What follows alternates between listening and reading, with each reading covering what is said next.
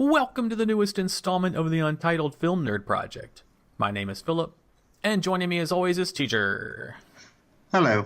We march on with our 5th annual 31 Days of Horror, where we watch a different horror movie every single night in October. We're on October 20th, and our movie was Await Further Instructions, aka, what the fuck is wrong with you people? Before we get into it, spoiler warning now!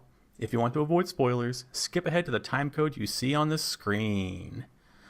So let's get into the cast and crew rundown. This was directed by Johnny Kevorkian. This is his first movie in 10 years. And it's only his second full-length film. Interesting. What was the first one? Mr. Make Me Look Up Stuff. I didn't have this much homework done. The Disappeared in 2008. This was written by Gavin Williams. He's done a bunch of short films, but this is his first full-length movie also that he's written. As for the cast, Nick was Sam Gittins, and I was getting some serious Ansel Elgort vibes from him. He has been in EastEnders, and he was in Howl as Billy. Oh, yeah, I knew I recognized him from somewhere. Yep, it was bugging me, but I know you from something. All right, then we had Anji. She was Nirja Naik. If I'm mispronouncing your name, I'm so sorry. I don't recognize her from anything. Racist Granddad was David Bradley, and he's super well known. He's been in so much stuff. He's been in The Strain, The Lodgers, Game of Thrones as Walder Frey, and of course he was in the Harry Potter series as Argus Filch. I kind of wonder if, the casting went like, we need a British mean old bastard. And he walks in and they're like, okay, send all the other fuckers home. I'm David Bradley. You're hired. Sir. Tony, the dad, was Grant Masters. And from him, I was getting some serious Sean Pertwee vibes. For those that don't know, Sean is in Dog Soldiers, and he was, I don't know if it's still on, but he was Alfred in Gotham. Oh, yeah, I can see that. They look like they could be legit brothers. He's had a long career, lots of British TV, and then he did Secrets and Lies in the 90s, so there's that. And he was in Event Horizon. Who was he in that? He was the pilot.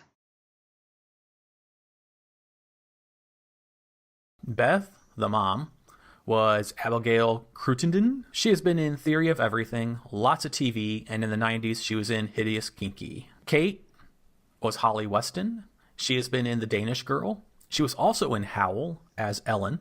And apparently everyone in Britain has been on this show, Casualty. Because like 3 or 4 of them on this cast have been in that. So she's also on that too. Then Scott was Chris Sadler. He's been in a TV show called Doctors, which is like another British TV show that everyone seems to be on. So I assume it's like their Criminal Minds, Law and Order, or CSI, like those ones, where everyone just has a guest starring role somewhere. And that's all for cast and crew, unless you have someone that I forgot, because I think I got them all. No, I think that's pretty much the entire cast. Yeah. All right, let's get into our initial thoughts. This was interesting. Yeah, to say the least. It ended, and I was so tense.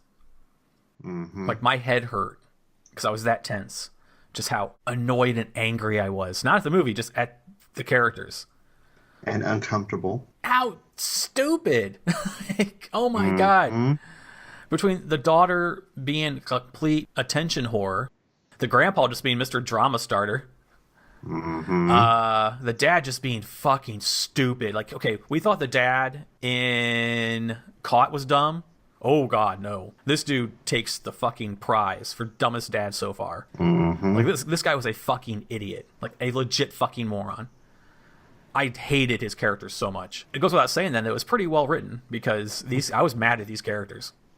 It was cast well. It was shot decently. Yeah, I mean, it wasn't super fantastic as far as like the technical side. Like, the cinematography wasn't like overly great, but the idea was inventive, and I thought with whatever budget they had, they did a good job of pulling it off, including the CGI stuff. It wasn't the best, but again, this isn't a big budget movie, so I'm a little forgiving. And overall, I thought it was a really interesting social experiment with a twist.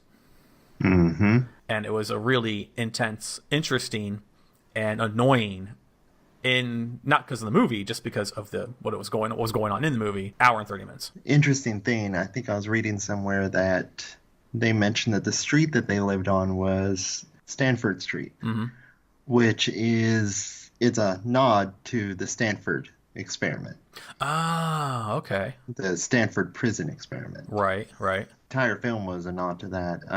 There was a story several years ago where I think it was like a fast food restaurant here in the U.S. where the boss got a phone call from a cop saying, or somebody claiming to be a cop, saying that an employee there was shoplifting, and the person just kind of makes the boss do all this horrible stuff to this employee because the boss just completely believes that the person on the phone is a cop. Hmm. They did a movie about that, though. They did do a movie, Yeah. but that was based on a true story.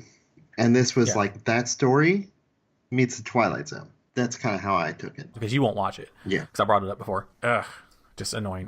It was just annoying. My blood pressure was raising so much. Why would you believe everything something tells you when you don't know what it is?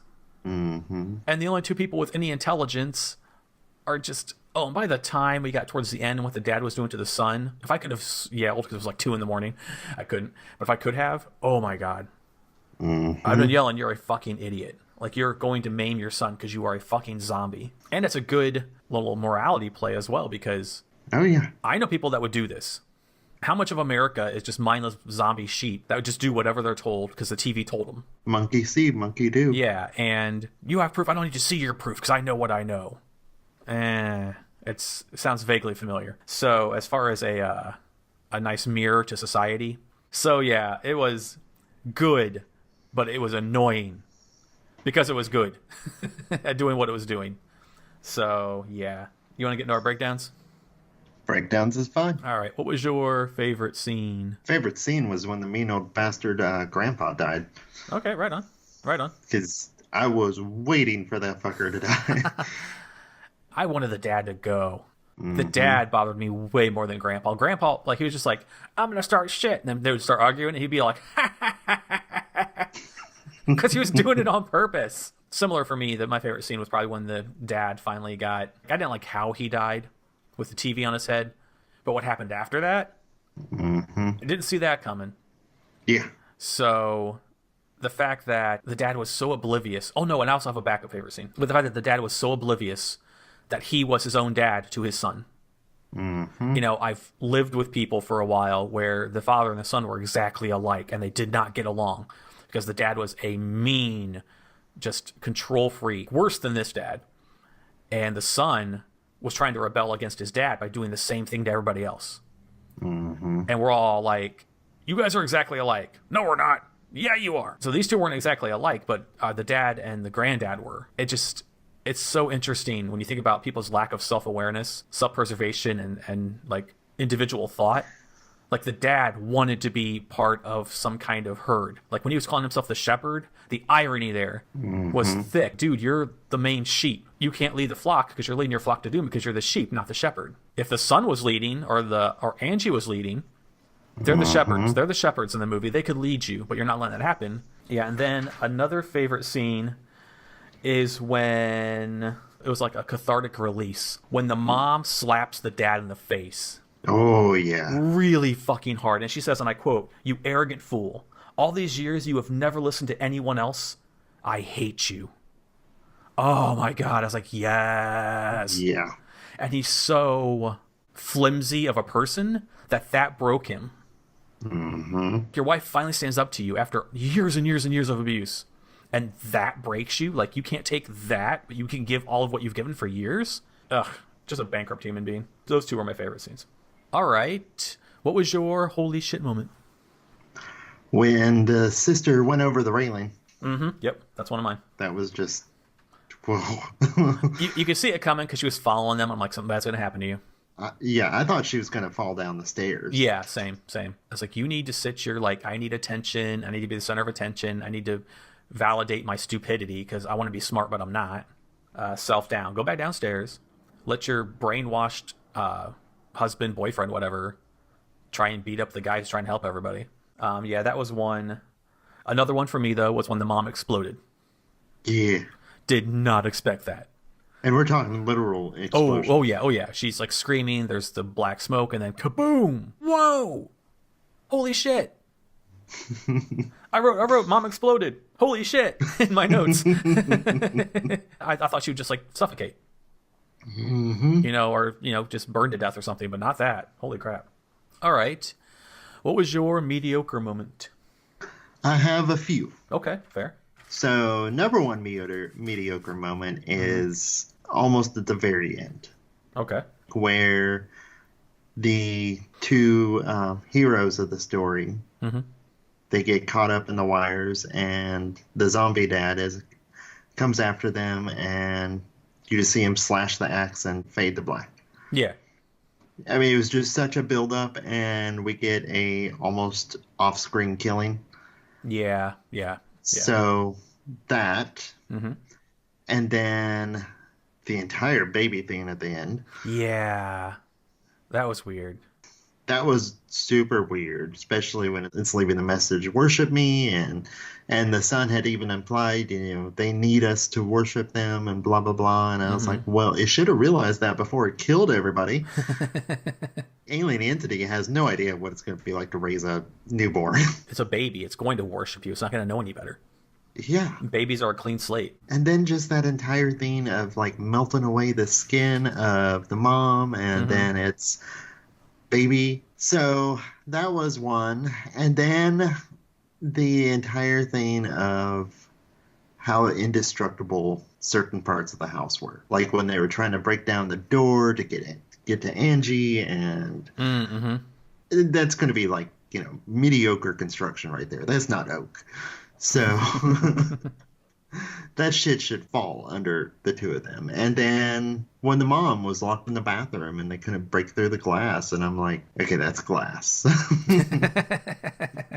So yeah, I mean, it was small bits like that, and I understand the reason why. Mm-hmm. I just don't like it. Yeah, I'm gonna agree with all those actually. Mine was the two things you mentioned at the end, where I mean, first Nick says, they can't hurt us because they need us, and then next scene, they're hurting them, they're killing them. Hmm. Apparently, we don't know. Then the baby thing. I mean, it completely dissolved the skin and muscles and left just skeleton, but the baby was just there. Which I guess it could control its fire power. I guess I don't Yeah. maybe, but yeah, I was with it. Like even when Electric Zombie Dad, I was digging it. I'm like, Hmm. okay, okay, and I like the pullback scene at the end. We didn't get that from Caught, but we kind of already knew, Hmm. But yeah, I would definitely agree with those two. And I didn't think about the construction of the house, so yeah, I definitely agree with that as well. All right, if any, LOL moment. Probably when they were all at the table playing that word game, and the sister was just constantly like, "That's not a word." Do I need to get the dictionary again? No.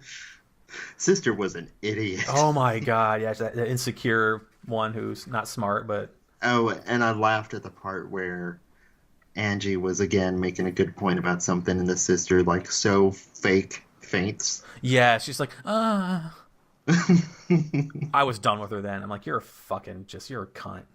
Hmm. I don't even care if that makes people mad. She was a cunt. The dad was a cunt, and she was a cunt. The only good people in this movie were Angie, the mom, and Nick. Yeah. I mean, and to a degree, Scott, but he was, he was just trying to be chivalrous for his manipulative girlfriend wife. Hmm. My LOL moment isn't really from the movie. It's another one that I kind of made up in my head, like I did a couple movies ago. My LOL moment to me was, I bet the Amish have no idea what's going on. So, Yeah. yeah, if ever there was a good time to be Amish, there you go. There you go. All right, now I'm going to add one. I'm going to add a new breakdown for this one, just for this movie. What was your angriest moment? Oh, God. Yep. There's so many to choose from. Yep. Yep. So much of it was the grandfather, Okay. but so much of it was the sister, too. Yep. Defending the grandfather when she had no idea what she was talking about.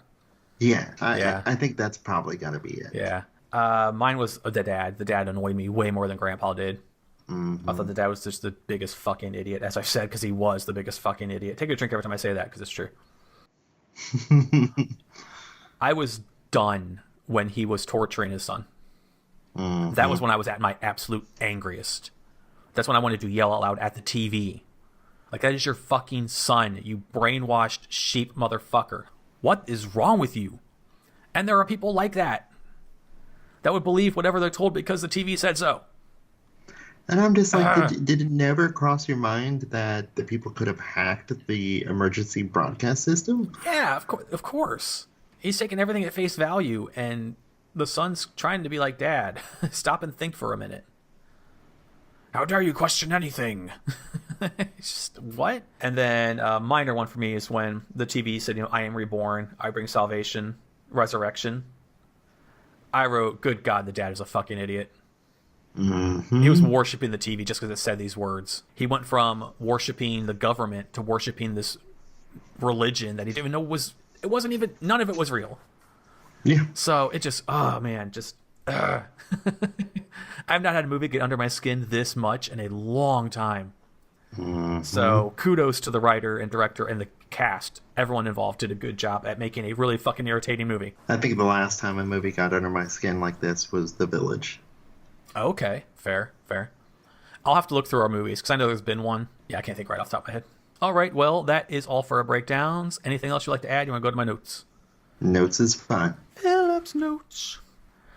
I was amused in the beginning when we had ominous dad music. He's walking down the stairs. It's like, I was like, oh, okay. Foreshadowing. I wrote the grandpa's a drama starter, which that's why I couldn't hate him as much as the dad, because the grandpa was doing it all on purpose. Mm-hmm. Just when Walter Frey was like, in the background laughing when they're all bickering, it's like, you are a fucking douche, but you're cracking me up.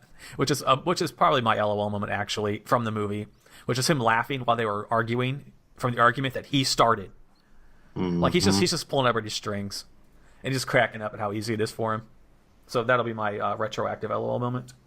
I wrote down almost every single thing the TV said. It starts off with stay indoors and await further instructions. And that's when we already discovered that the whole house was surrounded by like this metal-y fiber optic cable stuff. And then it said, all your food is contaminated, eat nothing. What does the dad do? Starts throwing the fucking food. Mm-hmm. Then it says, decontaminate yourselves, strip and scrub with household bleach. And of course, what does the dad do? Makes them all do it. And then one of the characters said, I think it was Anji, said, I don't understand why we're doing this. Or maybe it's his mom. They said, I don't understand why we're doing this. And I wrote, because the TV said so. Mm-hmm. Unnecessary shot in the movie. I did not need a shot of old man's ass. Yeah, very much an unnecessary shot. So that's a new breakdown I'm adding right now. Unnecessary shot. Old man ass. Like, we had some eye candy. We got to see some, but if I would see somebody's ass, I'd rather see, Nick's ass. So. Mm-hmm. Just saying.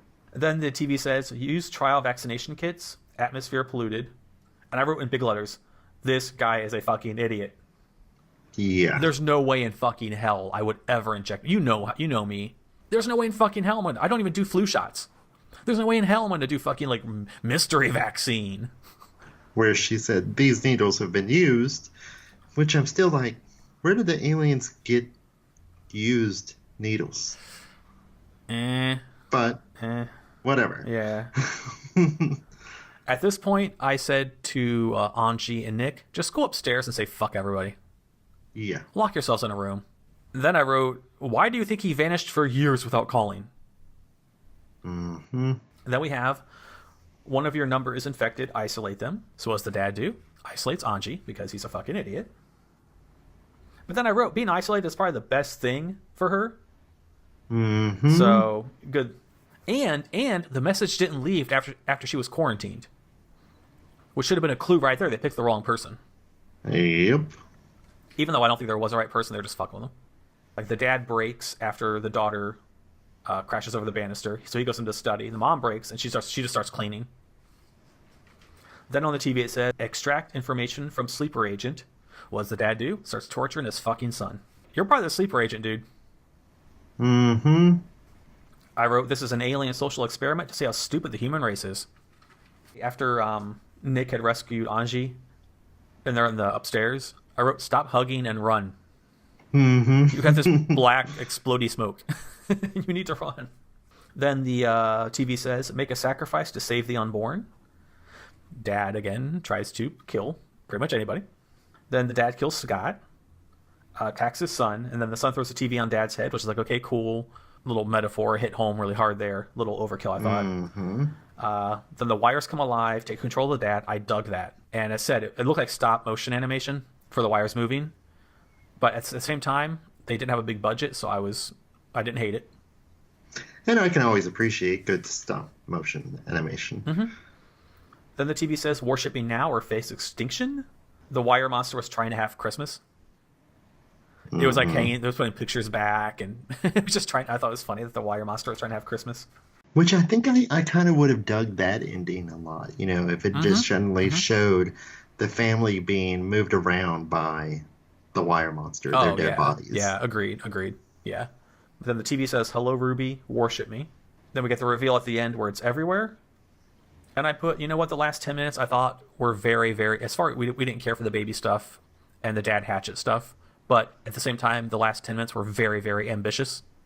Mm-hmm. So I had to give respect for that. And then everything from here on is like after the movie. The poster is spoilery as fuck. Oh, yeah. I am so glad that I did not see the poster. And hence why I sent you that warning. It's like, whatever you do, don't look at that poster. Yeah. When I was doing the cast and crew, I was like, well, that just gives away the fucking end of the movie. Mm-hmm. I wondered, like, how other people would handle it, because not everyone is going to be in a family environment. Like, I only have one TV, and some people don't have any TVs, and it wasn't in computers, so that didn't count. I'd like to think I'd survive most things, but I'm like, how would I get around this one? It's very interesting. Mm-hmm. And what about single-person homes? How are they dealt with from the talking TV? Or the blind. Yeah. Or if you're at work, what happens? Mm-hmm. See, I'm more forgiving of this stuff because I know this is one of the reasons you didn't like It Follows, because of all the questions. But there are the same kind of questions here as well. It's just like, what about this and what about that? What about the blind, as you said? What about single people? What about someone who lives in the middle of fucking nowhere with no TVs? What about people who work third shift? Like my roommate works third shift. So he's going to be at work when this happens. I'm going to be stuck in here with the fucking TV. And that is all for my notes. Anything else you want to add? You want to go to final thoughts? Final thoughts is fine. Final thoughts? Let's go. I would recommend this. I thought it was very interesting. Just be prepared to be very, very annoyed and very, very upset at the characters. Yeah. I've never really seen a movie like this. So as far as being unique, it's up there, and it's very ambitious. Yeah. And the cast do a great job of bringing these people to life and making you hate most of them. So thumbs up for me.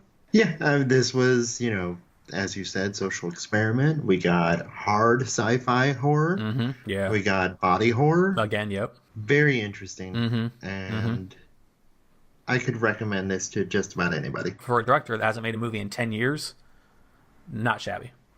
Mm-hmm. All right, well, that takes care of final thoughts. But before we go, as it pertains to await further instructions, what did we learn? I learned that TV will really rot your brain. In a similar vein, I learned that if your TV has weird messages on it, just pour water all over it. Yeah. just get it out of the way. And with that wraps up day 20. Thank you for listening. If you've seen Await Further Instructions, tell us what you thought of the movie in the comments below, including what was the most annoying scene to you, what made you the angriest, because there's a lot to choose from. If you liked the video, please hit the like button, share it with your friends or cool people who might dig the Vizcast, and please subscribe to the channel, including hitting that notification bell to stay up to date on the newest content. Speaking of, for day 21, we'll be watching the movie The Lodgers. This has been on our radar for a while. And there's a few actors from different movies we've seen this month already that are in it. So until tomorrow, once again, my name is Philip. And I'm TJ. And we'll return then to talk about The Lodgers. Goodbye. Bye.